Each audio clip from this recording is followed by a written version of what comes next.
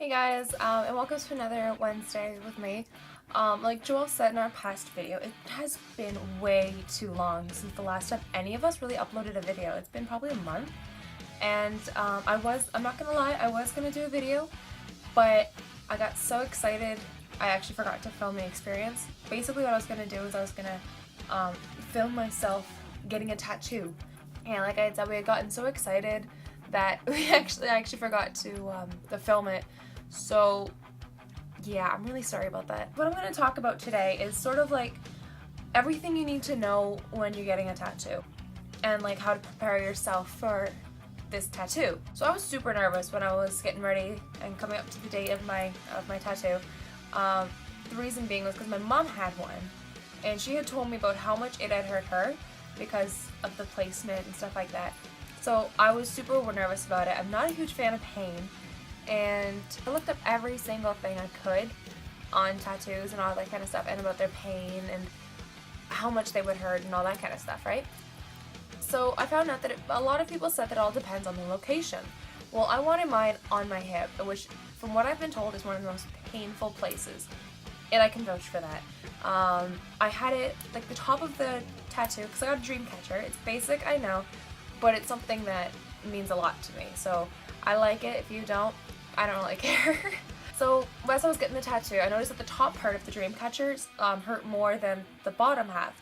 The bottom half was more of like an irritating sort of like, okay, like, you know, like rug burn. It felt like a bit of a rug burn. It hurt, but it wasn't too bad. Then came the top part of the tattoo, and the top part was absolutely brutal.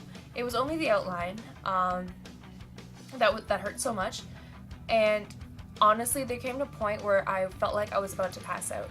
Granted, at the very beginning though, I thought I was gonna pass out, but that's only because you're realizing what you're actually doing to your body. This is something that's permanent.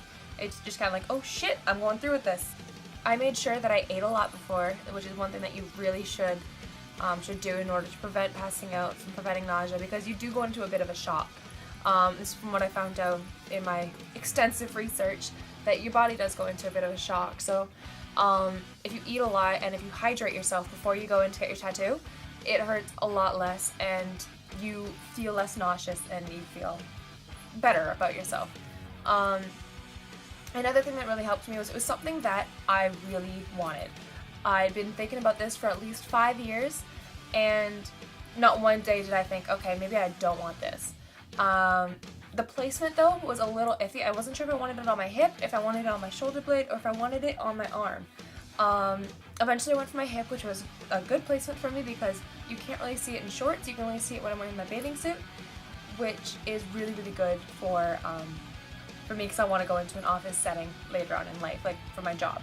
So it's easily covered, and I'm kind of proud of that. Another thing that really helped me was that I had friends with me, and I was constantly talking. My mind was constantly distracted. Granted, though, there were parts where I was just kind of in a bit of pain that I couldn't really focus on the conversation. I was just focusing on not passing out. But that could also be because of the fact that I am anemic, so I have to take iron pills, and I do have a frequency to pass out.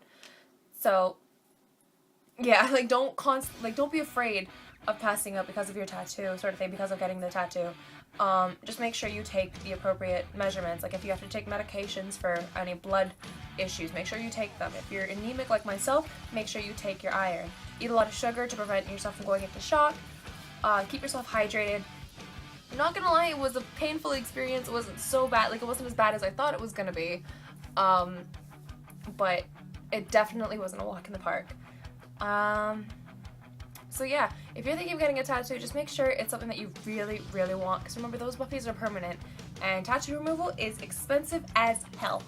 Also, you might want to research the tattoo artist that you go to first. You don't want to be going into some place that is known for giving shitty tattoos, because I was about to go to this one place, and a friend of mine went before me, and her tattoo was completely crooked, all the lines were wonky. It's just something you do not want on your body. It's better to do the research beforehand and go to a good tattoo salon, instead of going to a shitty place and having to pay somebody else to cover up the tattoo and do some corrections and stuff, or to get rid of the tattoo in general for the removal. You don't want to be paying all that kind of money. So anyways, yeah, that was my video. Hopefully next week I'll have something better.